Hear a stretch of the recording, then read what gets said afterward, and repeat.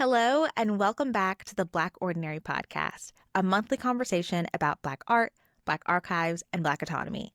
My name is Caitlin B. Jones, and I'm your host and the proud founder of the Black Ordinary Project.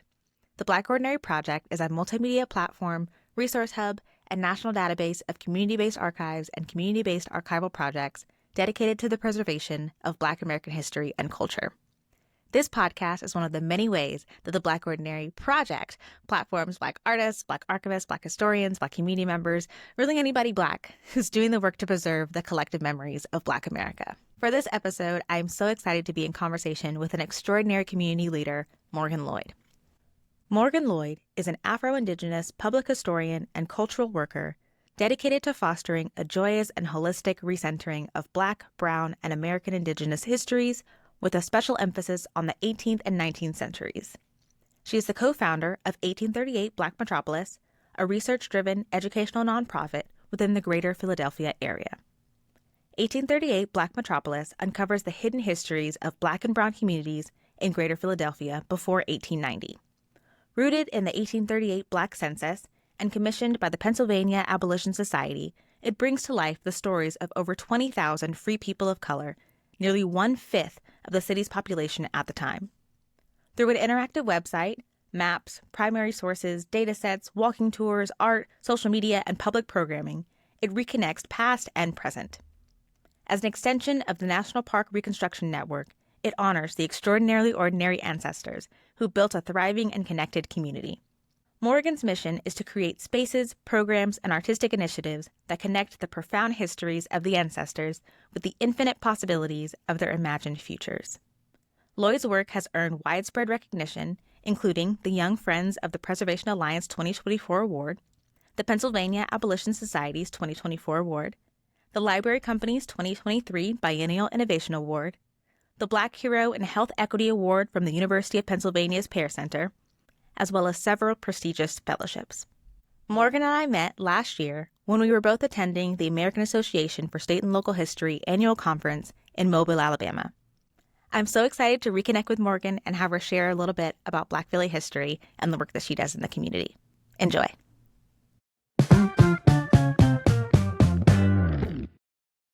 Hello.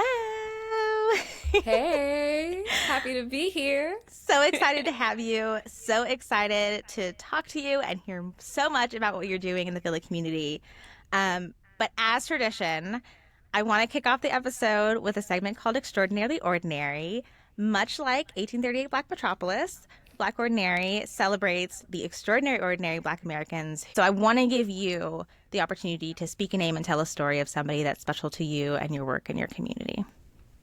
I have thousands of ancestors that live in my head rent-free, so this is really hard to decide. But I'm going to go with, I think, two. Stick with me. They stick together. Yeah.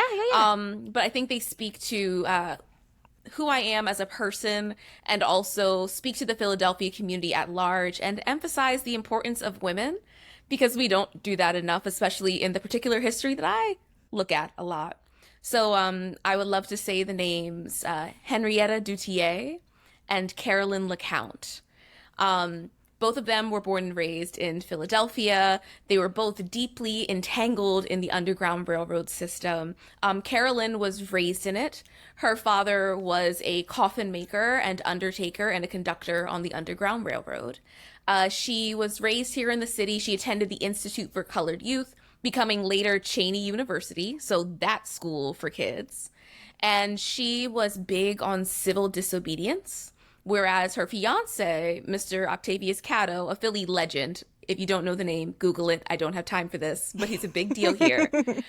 He did a lot of work in the legislative branch, or just trying to work within legislation, excuse me. And Carolyn was known as the Philly Rosa Parks. Very early on, she fought physically to desegregate the trolley systems by placing herself physically in spaces she was not allowed to. She was loud, she was boisterous, she was highly intelligent, and took up a lot of space. But I think of her father and his relationship then to the other woman I'd love to highlight today. As a little spooky girl, I love things that are creepy and macabre, and I think it goes hand in hand with being a historian. I think all of us kind of have an undertone. Henrietta Duterte, similar to Carolyn LeCount's father, she was an undertaker and she was a carpenter. She received her business through her late husband, who was a Haitian refugee in exile from the Haitian Revolution. And she used her coffins to transport people on the Underground Railroad. She would stage fake funeral processions where you couldn't tell who was in the coffin and who was in the procession.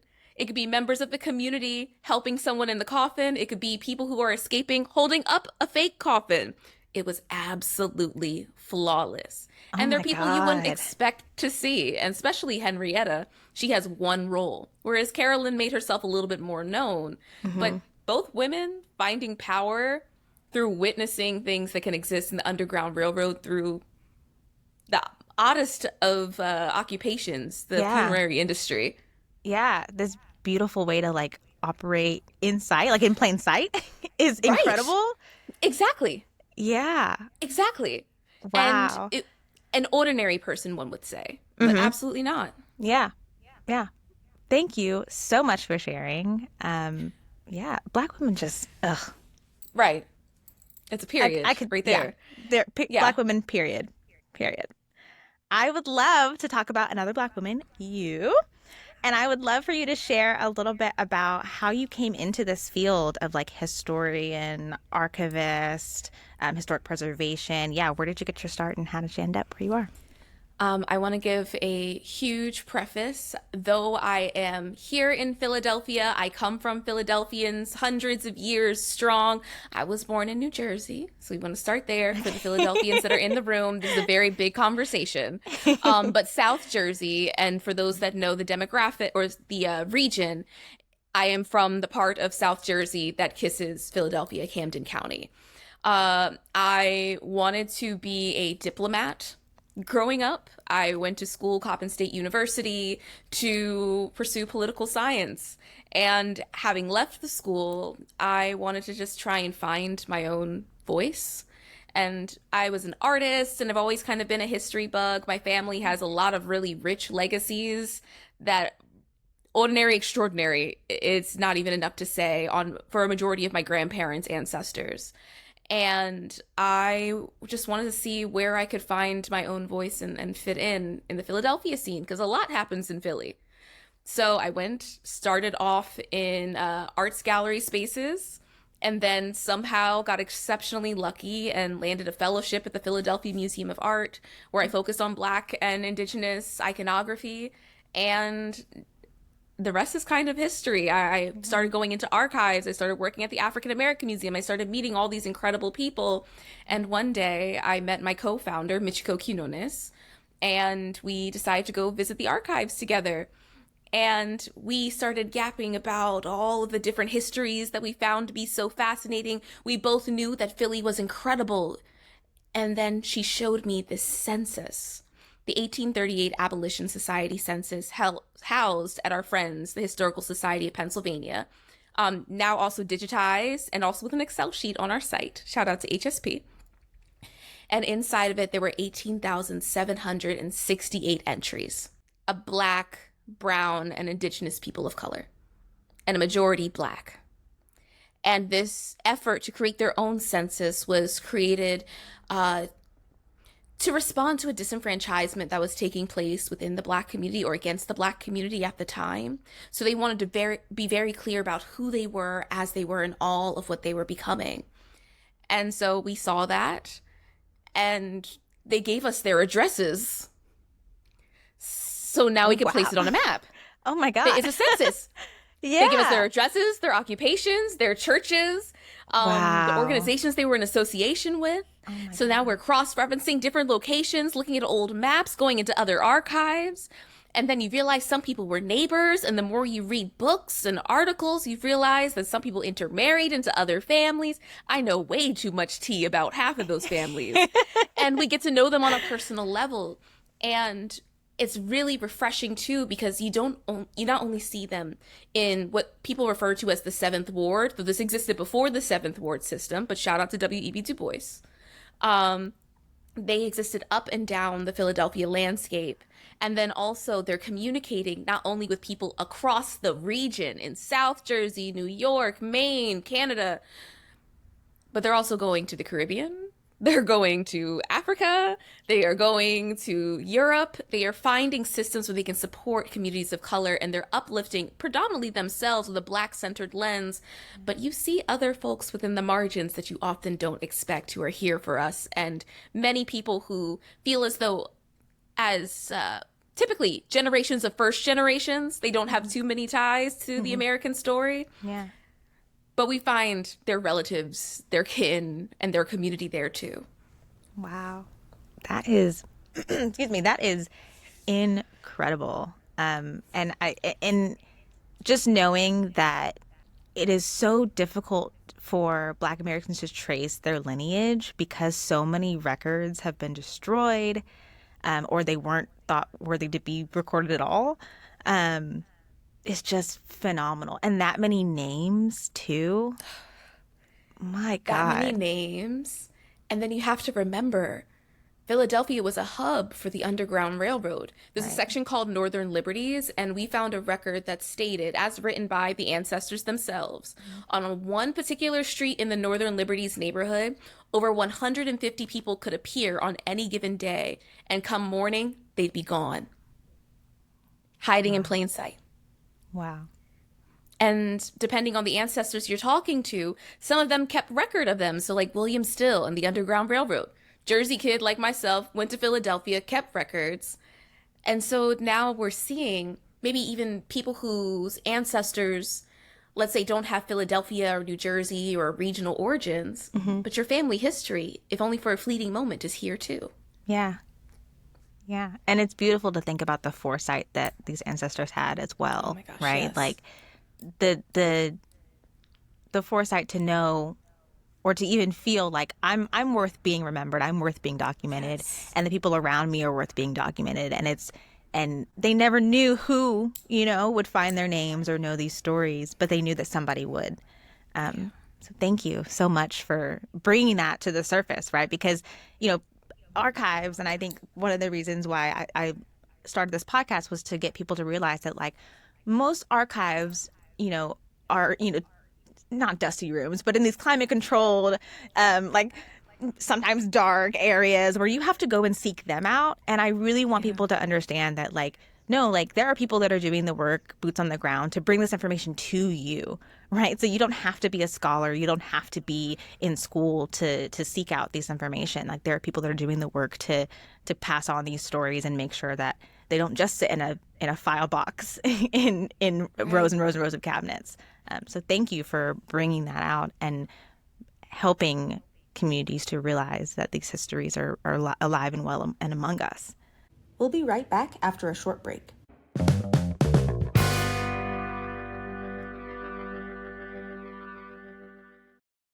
And we're back. Can we talk about the collaborations that you've had with local, state, and sometimes federal organizations? I'm just going to name a few. This is probably not all of them, but I just want to, for the listeners out there, so you understand the depth of the way this project is growing. So 1838 Black Metropolis has collaborated with the African American Museum of Philadelphia, the Historical Society of Pennsylvania, the School District of Philadelphia, Greater Philadelphia Cultural Alliance, National Park Service, Black Dozen Collective, Peter Mott House, and I'm sure I am missing a few, but that's just the starter list. Please speak to how you are approaching these collaborations and how, in these collaborations, what do you look for in a partner? And then to follow up to that, how are you ensuring that these collaborations are continuing to maintain the autonomy of the ancestors whose history you're bringing to light? Well, tier one, we hold them accountable. You being whoever we work with, you being the person who holds the archives, are holding on to so many people's ancestral memories. The gatekeepers between someone and their great-great-grandmother. How can we work together to ensure that the contemporary descendants and those of the past are able to finally meet? And you have to show enthusiasm about it. So naturally, I would say the African American Museum in Philadelphia is an easy, Right. easy alignment. The Peter Mott House is also historically Black. It's an Underground Railroad stop. But when it comes to other institutions, like our friends at Historical Society of Pennsylvania, we got really, really lucky with them. Oh my gosh, we love our relationship with them. We have an exhibition that's currently standing called Free as One, where we are analyzing the Abolition Society papers through a series of several cases and archives and paintings. With that too, we're able to show the agency of the ancestors through 4 key themes that range from the global impact of the greater Philadelphia region's Black population, as we had mentioned, the cross-cultural impact, as there were many people involved in this process, and also just in the general world building of how we should envision our ancestral memory. Then we think about love and community, because our ancestors were human. The ordinary and extraordinary, who were all advocating together, fell in love, had jobs, had kids. And then also we process it for the future. So they've been nothing but great partners, helping us out with digitization, always amplifying everything that we do. With the Library Company in Philadelphia, we had just wrapped up our first ever symposium, and it was predominantly Black, and it was every single panel had at least one Black person, but they were all majority Black. And we've had descendants panels, various scholars that specialize in the histories, and just so many other things. Hearing you read it back to me is kind of meta, because I think we had this conversation before we started. I'm kind of just like going. Yeah, yeah. So hearing some things is kind of fun. Oh, and we went to Lisbon for 4 days in Talk about that. February. Oh my gosh, yeah. Yeah, so it was for an extension of a UNESCO conference. Okay. Apparently 1838 qualifies as a social museum, which, pause, for anyone who has never heard of a social museum, more of you are social museums than not. It's a movement that... Okay, define that. Yeah, I was like, I've never heard of this. Yeah. It feels like a brand new concept. And compared to many other institutions, yes, it is. But a social museum, they were kind of born out of a movement that's taking place with our brothers and sisters down in Brazil, particularly those that are Black and brown. And they are reclaiming history and doing it without walls. It is focusing more on community rather than object. It's focusing on giving agency to the ancestors rather than seeing them as something to be studied. And that alone is a lot of history projects. Yeah. A majority of who we are, a majority of our peers and colleagues technically qualify as social museums. And so a group over at the University of Lusifona, they had emailed us saying, oh, we love your work. Would you come and give a talk about who you are? And we're hanging out in Lisbon for 4 days talking about 1838. And the more we're listening to this conference through the translation, we're like, oh, this is all of our friends. I don't think everyone knows, but we're museums, which is deeply decolonial. You don't need the institution to tell the story. Right. You don't need the funding to keep it going. You just need community and memory and the audacity to keep going. And that's the work that we do at its core. Let's talk about that, because this is a scary time, but it's not something that we haven't faced before. It's not something that our ancestors have not lived through. How is 1838 Black Metropolis pushing forward as a social museum with the threat of, well, nonprofits and organizations that work in the arts and humanities are losing their funding? How are you pushing forward? So many people have asked that recently, especially as I've been a little bit more vocal about the fact that we actually have national park extension status. Yeah. I didn't think it was a big deal until now. I was trying to move humbly, but now I realize if I don't say it, it might never be said. Right. But here's the thing. We're doing fine. And I don't know, a lot of people expect us to say that. I think they expect us to sweat a little bit, especially because of that NPS status and things. All that status told us is that the work we're doing is good. And it's good enough to be a resource for the nation. That's what the letter I received told me. It's not about all the extra flowers and things. So we're doing fine. The ancestors, they are so inspiring. And the more that we dig in and get to meet them, the more we share them with people, the more folks are finding comfort in these times. The ancestors had to navigate under such complicated conditions, even those that were free people of color. You know, if you left Philadelphia proper and you didn't have the papers that said you were a freedman, or if someone took them from you, it doesn't matter who you are, you could get sent anywhere. Someone could just say that you were enslaved and then send you to a plantation. Right. These are things that happened. Yeah. The ancestors not only existed and survived and thrived in the ordinary, but they found ways to build community despite all odds, and to follow their infinite imagined dreams despite all odds. I read their occupations. I see doctors. I see undertakers. I see women who self-identify as ladies. I also see someone who says he's too old for an occupation. Like, we are just living our lives in that census. Right. And then simultaneously, I'm looking over to what will be the far right of the census. If anyone goes onto the page, feel free to look at the census or the digitization sheet. But the ancestors also are very vulnerable in saying they're mutual aid societies that they're a part of, which dollar by dollar, half penny by half penny, contributes to a greater good for either their immediate needs or for those that are seeking help through the Underground Railroad. The more the ancestors tell us who they are, the more we read those first-person accounts, the more we understand how to be during these times. They weren't shaken. They were disturbed. There were a lot of things taking place. And on top of that, race science was beginning in 1838. So it's already enough. Right. And for those that don't know history too well, Harriet Tubman was 12. So this is a big deal at this moment. She has not even made an impact yet. Right. I see concert venues. I see orchestras, all kinds of incredible things. Yeah. We'll be fine. It's just about following through with their example, which is continue to live, continue to build community, advocate for the causes you care about deeply, and just know who you are and keep record of it. Absolutely.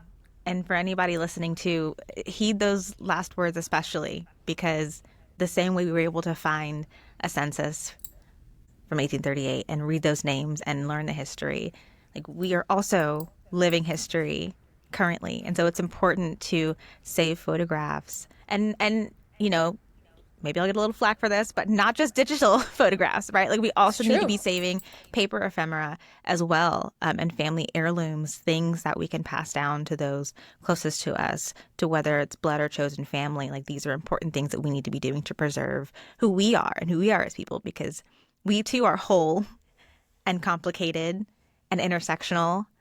And so continue to preserve that and tell your story. No matter how ordinary you think you are extraordinary. Yeah. We'll be right back after a short break.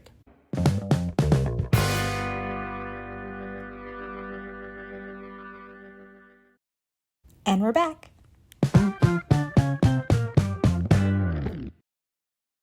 I do genealogy on the side. I think that's quite on brand. For anyone who is listening, whether you identify as Black or not, whether you're from the South, the North, the West, Midwest, your individual family story is worthy of textbooks. Every single person's. It doesn't matter if you do genealogy and it ends at like that 1865 wall, which is mass emancipation, and sometimes records are harder to get, especially if you're from the South. The nuances of the hows and whys in which your family existed is enough to inspire generations. And then, if you take it broadly, your larger extended family, the streets they lived on, the towns they lived in, the communities they come from, let alone a city. My connections to Philadelphia comes by way of deep South Jersey first. And if I could tell you the stories of my ancestors there and how they came to Philadelphia and did things, or even for those that maybe even have hardships in trying to, or find it a little complicated to connect to their ancestors. Maybe there is a physical barrier. Just know that for me, that was also a truth. Most of my family comes from this northeastern, greater Philadelphia, South Jersey region, with the exception of one of my grandmothers, who is from North Carolina. Wilson, for those that care, first gen up here. But for both of my grandfathers, there was a bit of a wall growing up. And particularly my mother's grandfather, who was an orphan, which then is a huge, hard stop on anything.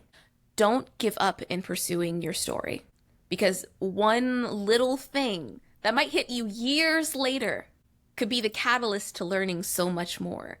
I didn't learn about my pop-pop's family until I was 27, so a year ago. And he's been on this mission my entire life. 20 years after he told me, help me out on Ancestry.com. And it turns out not only is my pop-up incredible because somehow my great-grandmother chose to become a Black Amish person. That's another story. And That's a book. That's a book in a sentence. Yeah. I don't know what she was going on. I don't know what she was going through. But she found a way to join like the Mennonite community. Excuse me, not Amish, but Mennonite community. But as I dig in, I'm like, well, how'd she do that? Oh, they were Black and they lived in a very specific like area of Pennsylvania where they all knew they were Black, but they acted a certain way. It's the whole thing. Either way, my grandfather comes from Black revolutionary soldiers. Black people in the Revolutionary War at the forefront of things. Right. He could never imagine. So just keep going, keep digging. It may be hard one day, or maybe a couple years later you go back on Ancestry.com, or you just dare to walk into an archive one time. Just keep trying. Even now, your ancestors will give you strength. You are Afro-Indigenous, and I'm curious if there are any stories that you heard growing up, experiences that you've had that intersect with the work that you did with 1838 Black Metropolis, and are there any stories that you have about, or any surprises that you found in your research, of maybe a connection between something that you heard growing up, but now you have this like concrete archival information to kind of back up the oral histories that you've been told? So for those that are curious, I come from the Nanticoke Lenni Lenape tribal nation on my father's side. We are a tribe historically from southern New Jersey. And the one thing that I know about the folks that I come from, and the more that I meet my relatives, the more I engage with them, the more I realize like we are like boots on the ground people. We are always like on the move and trying to do the next thing to advocate for community, which is at the heart of what many marginalized people do. And what I would say, I wouldn't say is the most surprising, because in the greater Philadelphia area at this point, there are so many of us that sometimes I can look at someone and be like, where's your family from? And we can just clock it. To many people, we're just, racialized as Black or ambiguous, but I can look at somebody's like cheek to nose ratio sometimes and be like, do you have any Goulds in your family? Right. Who are you? It's really a special experience. But one of the things that I think really shines to me, especially now, is now that I'm doing this research with my incredible team and we go into these archives, we run into a few of my folks, and it's evident that it's them, and it's very healing to see them at the center of it. And if not the center, playing a pivotal role. And they may not be involved with the tribe as they're all the way in Philadelphia, but their identity is something that is recognized by the ancestors around them. So recently we did this work for City Hall called the Bethel Burial Ground Project. There is a African-American burial ground from Mother Bethel, which is the oldest piece of Black-owned land in the United States proper. And many of the bodies from their original burial grounds were exhumed and taken over to Eden Cemetery, but this one in particular is covered with concrete and has been turned into a playground. A lot of words, I know. Wow.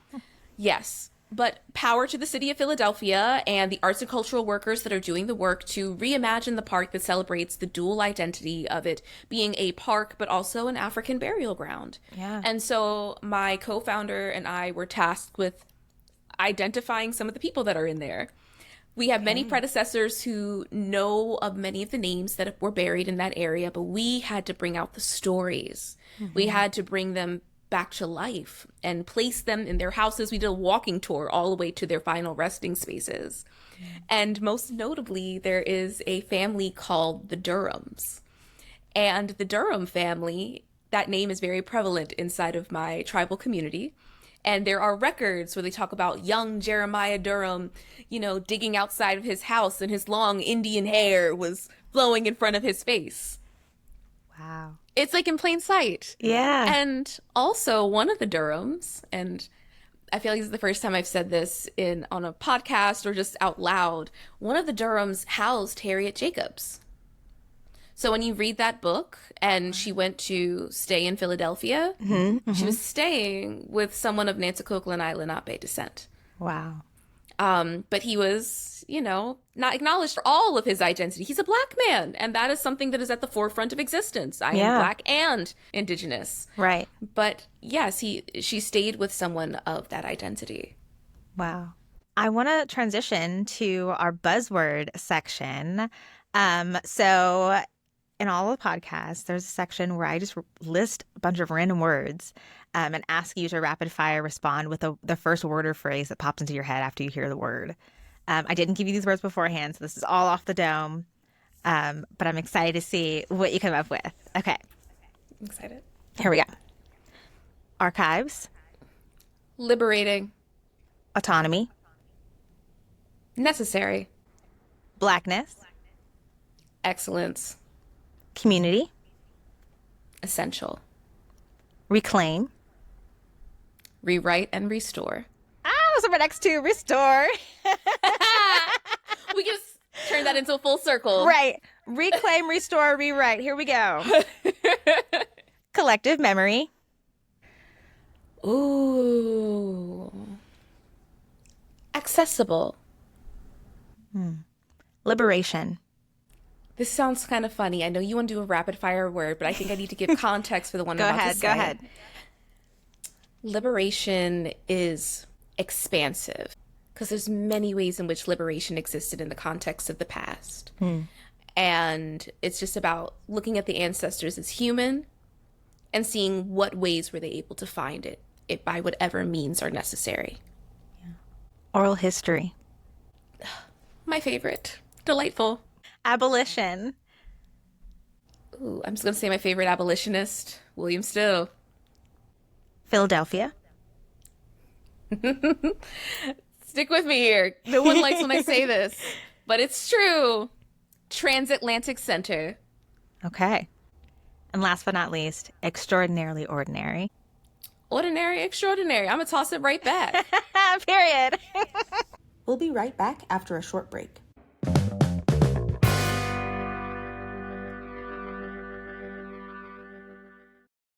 And we're back. So can you give a little bit of context to am I saying that right? Black Transatlantic Center? I know it's a mouthful, but I have to say it. Yeah. And it's also what our team constantly says. My co-founder, Michiko, always. She's the first one to shout it out. Black Transatlantic Center. Philadelphia was that. When people think of historic Black Philadelphia, they normally think of what we call the Black elites. I hate when people say that, first and foremost. It is highly disrespectful because there are some, shout out to James Fortin, the richest Black man in America at that time, but a majority of them were ordinary. And those ordinary people had nuances to them. And those nuances and the things that they celebrated, it expanded us into a global view.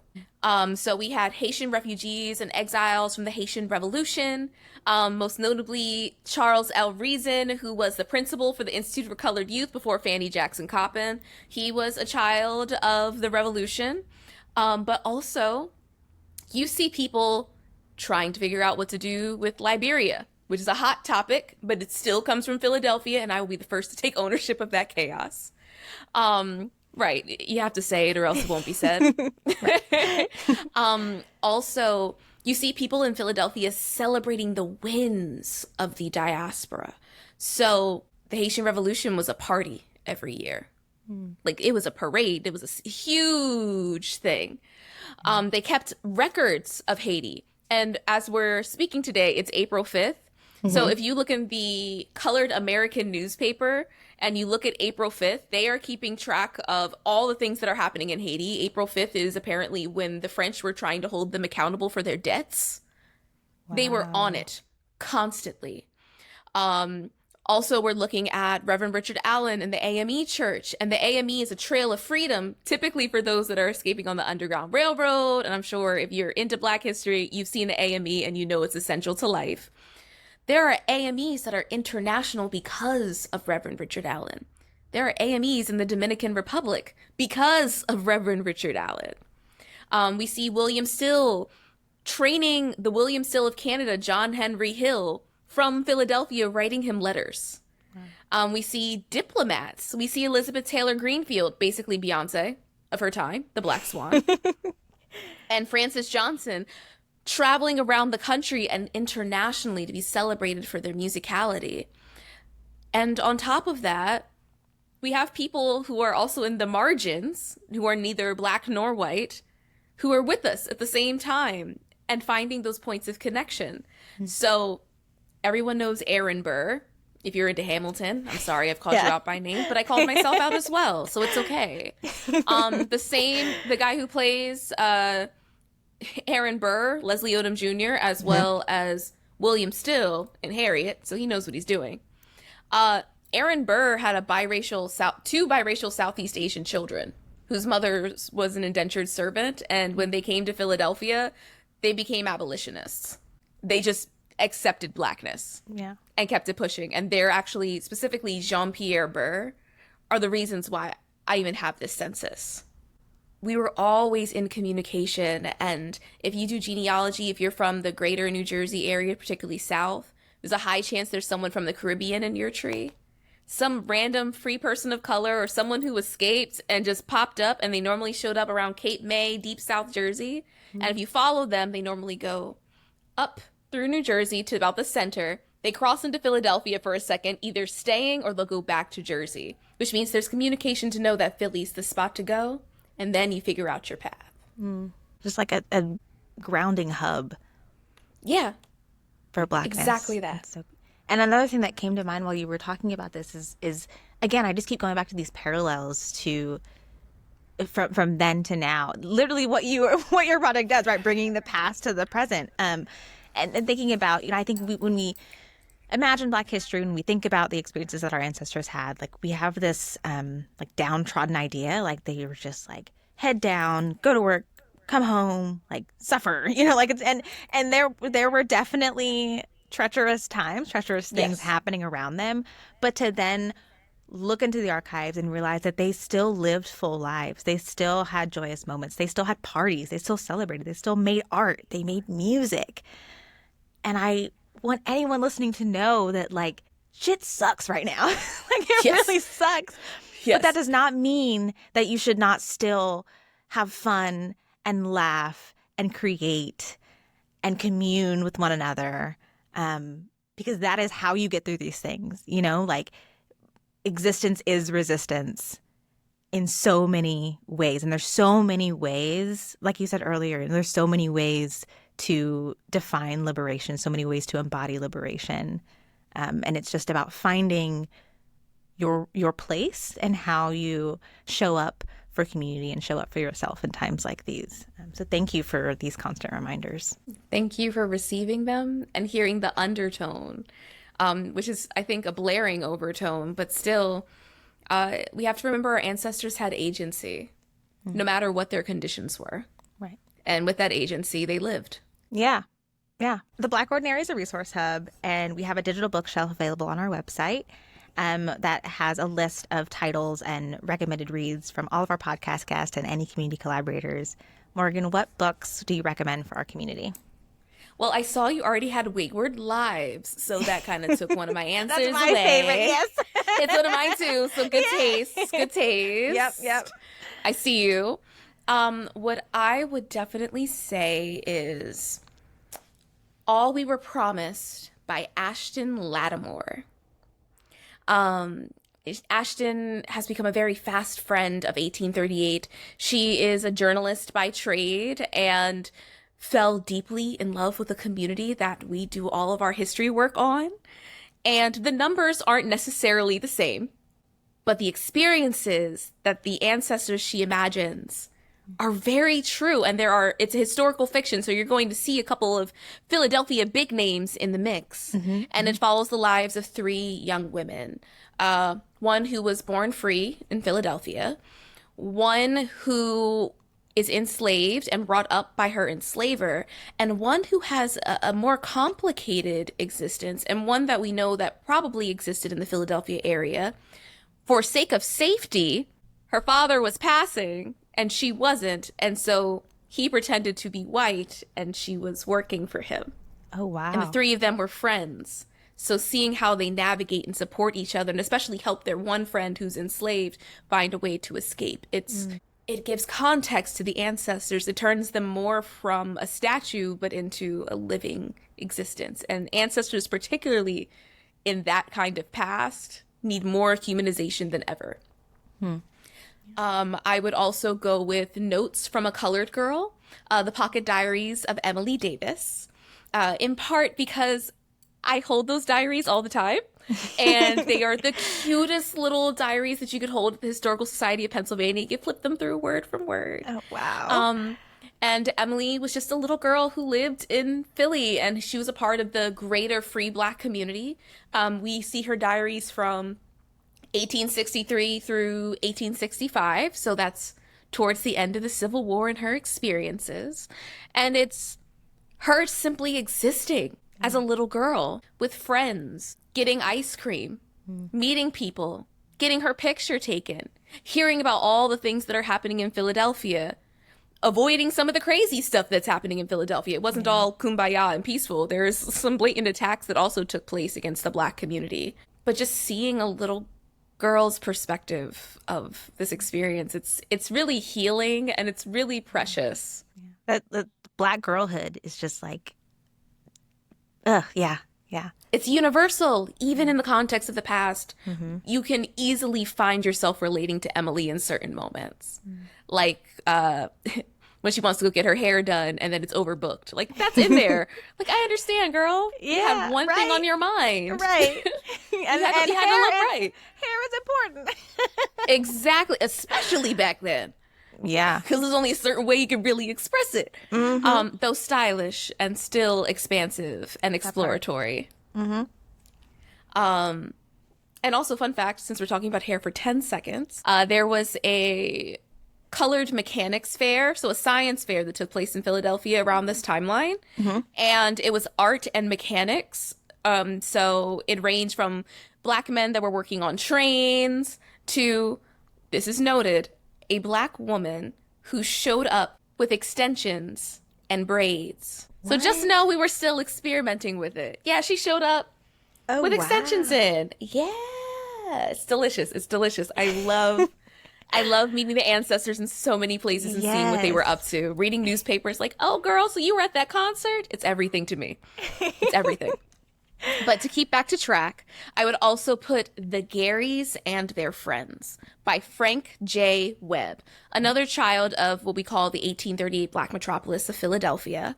It is a historical fiction, but it's also semi-autobiographical. He replaces key people with other names and talks about how complex it was to be in Philadelphia at that time.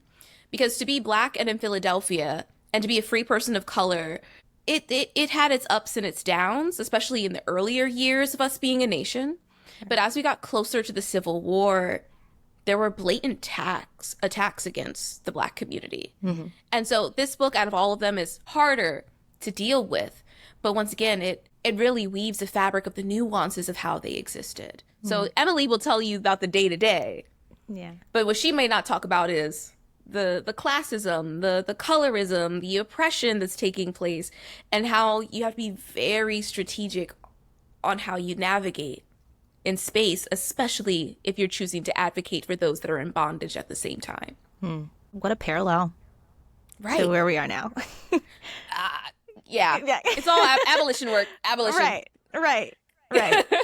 Now, Morgan, where can listeners and viewers find you and your work? Where can they interact with 1838 Black Metropolis? Please let us know. So you can find us at 1838 Black Metropolis. We are a website that have fun. Once you start on the But it's good. It's a good a lot. We are a resource for a reason, and the website is the way we can express all things. From our interactive mapping, to our digitization, to our storytelling techniques, to our videos, to all of our resources and like archives that are accessible.